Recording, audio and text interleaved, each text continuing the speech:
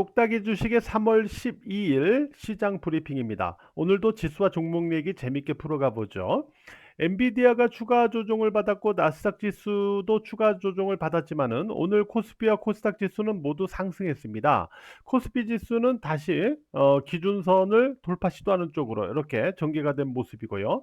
특히 코스닥 지수는 어제와 오늘 모두 올랐어요. 제가 코스닥 지수를 갖다 놓고 요 기준선의 저점으로 지지되는 양봉이 나오면 1월 전고점 돌파 쪽으로 수월하게 움직일 수 있다. 이 내용을 계속 강조했었죠. 자, 이게 출현되고 나서 이후의 흐름이 바로 1월 전고점 돌파 시도 쪽으로 움직이는 모습. 자, 확인이 되죠. 맞나요? 예.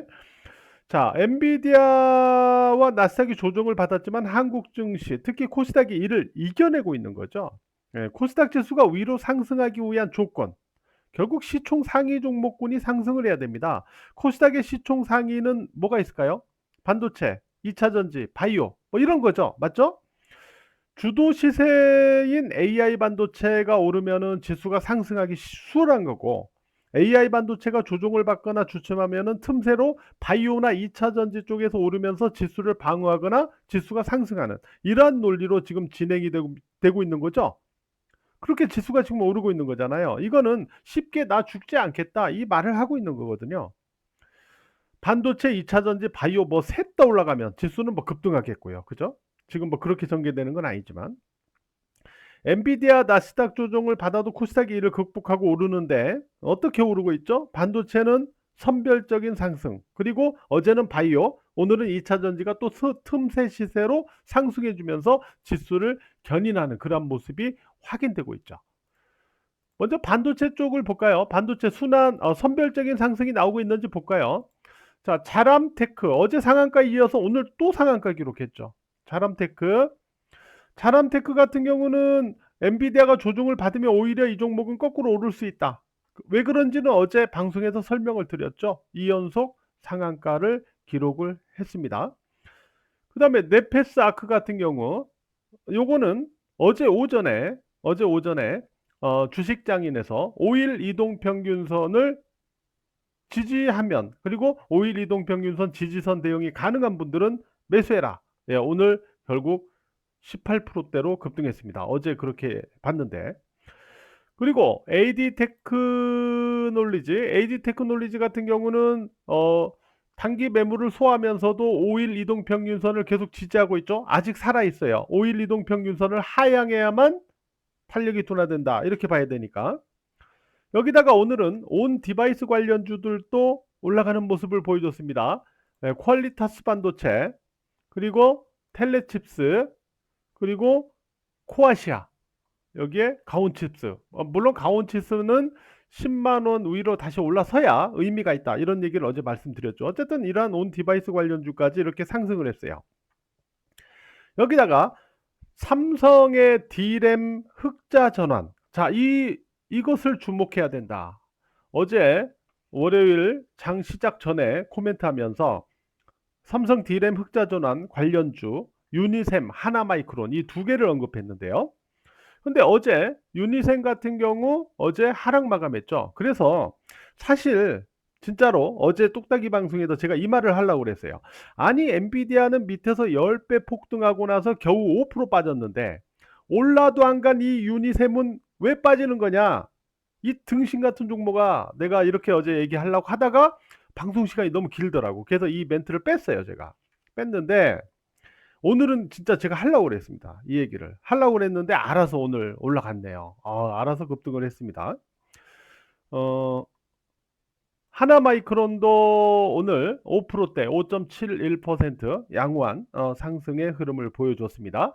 하나마이크론 같은 경우는 28,000원입니다. 28,000원 여기를 지지로 전환해 나가는 이러한 흐름을 보여준다면 긍정적일 수 있다. 이렇게 보시면 될 것 같고요. 어쨌든 이런 유니셈이나 하나마이크론 이런 종목들은 이제 삼성의 D램, 흑자 전환 이런 부분들과 좀 연계돼서 움직여 나가는 그런 모습으로 또 볼 수가 있겠죠.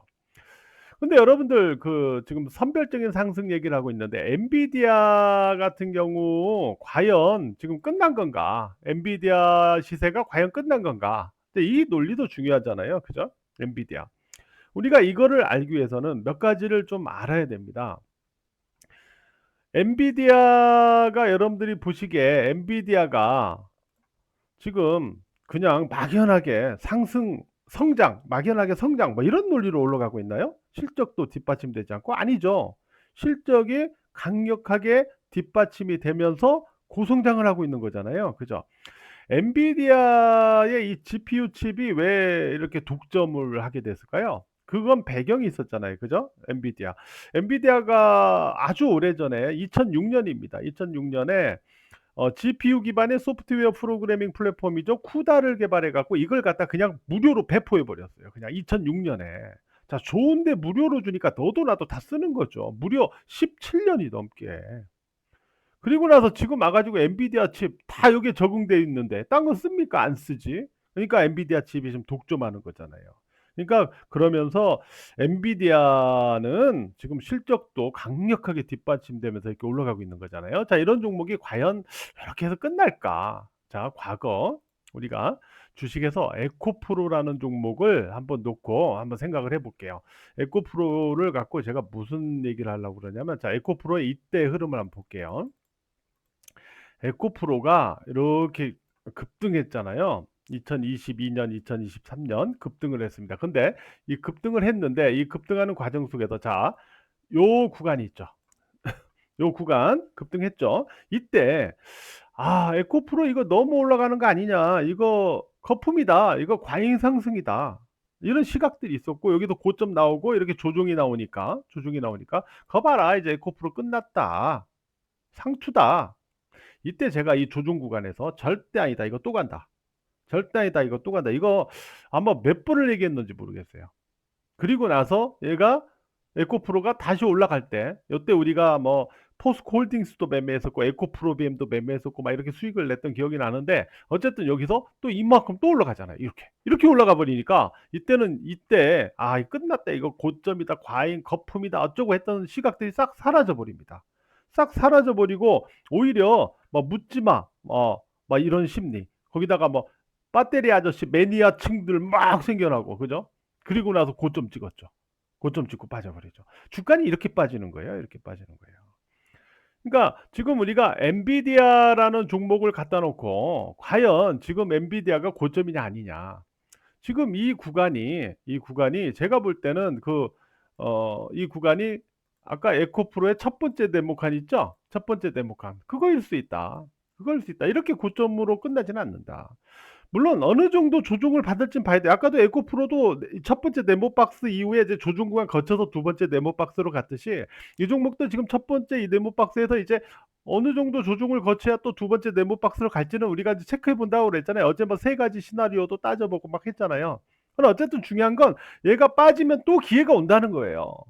그 얘기는 AI 반도체 자체가 아직 끝난 게 아니다라는 겁니다. 이런 논리는 우리가 항상 생각을 하고 있어야 되기 때문에, 그래서 AI 반도체에서는 절대 눈길을 떼면 안 된다. 이 말씀을 드리고 싶고요. 자, 그러면 엔비디아가 이렇게 조정을 받는 구간에서 우리가 틈새 시세, 뭐 바이오하고 2차 전지를 얘기했습니다. 그래야 지수가 올라가니까. 근데 바이오는 이제 최근에도 제가 이제 여러 종목들 말씀드리면서 이렇게 왔는데, 전반적인 개념은 다음 시간에 좀 따져보도록 하고요. 오늘은 2차 전지가 선방을 했기 때문에 2차 전지 쪽을 좀 논해 볼게요. 2차 전지. 2차 전지. 자, 이렇게 이전에 올라가다 이렇게 조정이 나오고 했는데, 2차 전지는 기존의 배터리 개념에서는 에코프로의 이 고점 있죠. 그러니까 기존의 배터리 개념에서는 에코프로의 이 고점. 이게 그냥 고점입니다. 상투입니다, 이게. 끝난 거예요, 여기서. 끝난 거예요. 끝났어요. 근데 기존의 배터리 개념만 놓고 보면 끝났다는 거예요. 뭐 기존의 배터리의 개념에서는 이제 충전에 문제들이 있고 화재 리스크가 있고 또 막 북미 지역 이번에 보니까 막 강추위에서는 어떤 막 많은 문제점들이 나오고 이런 상황에서는 다시 또 에코프로가 저 고점을 뚫고 올라가는 그러한 2차 전지 성장이 가능하겠느냐 이거예요. 그러면 결국 2차 전지가 다시 살아나기 위해서는 어떻게 해야 돼요? 성능이 대폭 개선된 신규 배터리가 개발되어야 됩니다. 2차 전지가 다시 살아나는 흐름이 그래야 가능해지다는 거죠. 근데 최근에 보면은 이제 삼성 SDI가 이제 뭘 내놨어요? 삼성 SDI가 전고체 배터리에 대한 양산 로드맵을 발표를 하고 또 46파이 지름이 46mm 이 원통형 배터리를 공개하고 그러면서 내년부터 양산하겠다 뭐 이런 얘기도 했죠. 거기다 금양이 원통형 4695 지름이 46mm 길이가 95mm 이러한 원통형 이걸 또 개발을 하고 말이죠. 이렇게 해가지고 실물을 뭐 이렇게 공개도 하고 했잖아요. 근데 이제 이런 것도 중요하지만 오늘 이제 2차 전지가 올라간 배경이 됐던 게 이제 정부가 세 가지 배터리를 새로 개발하겠다. 그게 뭐냐면 전고체, 리튬 메탈, 리튬 황 배터리입니다. 이렇게 세 가지입니다. 우리가 이제 전고체부터 해갖고 이렇게 살펴보도록 하면은 전고체는 뭐냐면 궁극적으로 그거예요. 이제 배터리가 양극과 음극에서 이렇게 이온이 왔다 갔다 하는데 이제 전해질을 이용하잖아요. 액체잖아요. 이걸 이용하던 거를 이제 고체. 이 전해질 액체가 이제 인화성 막 이래갖고 막 화재도 나고 하는 거거든요. 그러니까 이거를 이제 고체로 바꿔주는 거예요. 고체로 바꿔주는 겁니다. 그래서 양극과 음극 사이 이온 전달 전해질을 갖다 고체로 대체하면서 인화성 액체가 없기 때문에 이제 폭발이 나도 화재 위험성이 적죠. 그러면서 주행 거리도 이제 길게 갈 수 있는 그런 성능이 만들어진다는 거죠. 그래서 이 전고체가 일단 지금 현재로서는 가장 관심이 큰데 이제 시간이 조금 이제 개발하는데 좀 걸리는 이러한 문제점이 있긴 하지만 그래서 이쪽과 관련된 종목들이 이제 대표적인 게 삼성 SDI. 거기다가 그래서 지금 삼성 SDI가 이 부분 때문에 지금은 주도주다, 주도주다 이렇게 봐야 돼요. 삼성 SDI가 약간 흐름을 좀 주도하고 있다 이렇게 좀 봐야 되는 측면이 있거든요. 그 밖에도 이제 뭐 필에너지, 유일에너테크, 한농화성, 미래컴퍼니, 소프트센, 뭐 레이크 머티리얼즈, 뭐 이수 스페셜티 케미칼, 뭐 원준, 석경 AT, CIS 뭐 이런 것들이 다 이 전고체 관련주에 속할 수 있는 그런 종목들입니다. 그리고 또 뭐가 있냐면은 우리가 이제 LG 에너지 솔루션 이쪽일 수 있는데 리튬 메탈 같은 경우는 음극에다가 리튬 금속을 사용하는 거예요. 그러한 배터리거든요. 그래서 이 경우에는 일회 충전하면 900km 주행이 가능하다고 합니다. 아주 성능이 대폭 개선되는 거죠. 이쪽 관련주는 LG 에너지 솔루션, 롯데케미칼, 포스코홀딩스, SKC, 디젠스, EM플러스 뭐 이런 것들이 있어요. 대표적인 게 LG 에너지 솔루션이다. 이렇게 보시면 되겠고 그 다음에 리튬 황 배터리인데 리튬 황 배터리는 양극 소재는 황을 쓰고요. 음극 소재는 리튬 금속을 사용하는 겁니다. 이 경우에는 이제 저렴해지고 또 높은 에너지 밀도의 장점을 갖고 있다고 그래요. 그런데 이 리튬 황은 충전과 방전을 반복하면 성능이 저하된다고 합니다. 그래서 이 리튬 황 배터리는 전기차에 사용하기보다는 항공 우주 관련 분야에 적합하다 이렇게 지금 알려지고 있습니다. 그래서 우리는 전고체 쪽과 리튬 메탈 그러니까 삼성 SDI가 대표하는 전고체와 LG 에너지 솔루션이 대표하는 리튬 메탈 이쪽에만 좀 집중해서 관심을 가져 보면 될 것 같아요. 그래서 우리가 AI 반도체는 계속 주도 시세로 인식을 하면서 틈새로 바이오와 그 다음에 이러한 2차 전지 이쪽을 같이 어우러서 시장의 이러한 반등 상승 구간에서는 같이 봐나가면 더 좋은 결과를 얻을 수 있을 것이다. 이런 말씀을 드리고 싶습니다. 네. 자, 오늘도 매매하시느라고 대단히 고생 많으셨고요. 남은 시간 편안하게 보내시기 바랍니다.